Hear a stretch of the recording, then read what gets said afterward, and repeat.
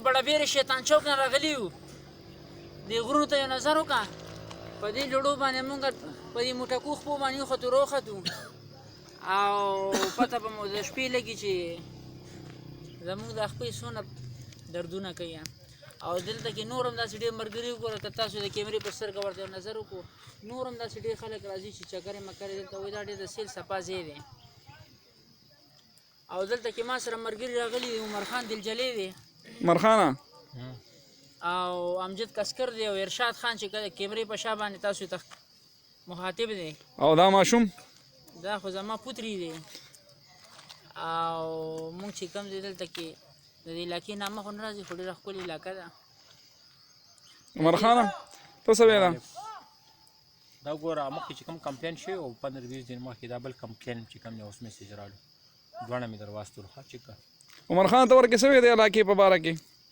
ها ته څه وی علاقه ماشاءالله ډېره ښکلې علاقه ده پوره من علاقه ده او ښکلی موسم دی زبردست جړ مازدیګری دی او ګورګوري دي د الله نعمتونه دي او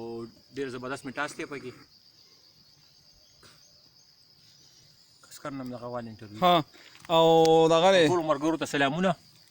او دعاګانې امید کوم چې ښه به انشاءالله داسې چکر ولګوي د لاندې علاقه تاسو کتی شئ دا ټوله علاقه ده د ګرجر شاه هغه سر ته ورسه هغه بړه امجده پکې راوله بوډیري امجد علي هغه ملګري ګورو ناسي مخامخ امجده انټرټینمنټ لاس لرې که ته څه وی امجد علي دغه عمر خان یو خبره مې تاسو نه سم نه یم بازه دا ویم چې تکړه شک هغه کنه مړه چادر سوچي راتلو ها مګو کنه خو بیمار یم مګو ها ټالو ټالو ګیر نه جاي شتار دی که نه مګو والله ټیک دا دې کنه ملګری ګوري چې دې شوق راوته ها سره مې یار مشوره کوله اوس ما ورکې راوله دا ټول ورکې راوله هغه ملګري نه یې هغه کوم دي دغه مخامخ چې کوم دي سیل صفا والا ملګري دي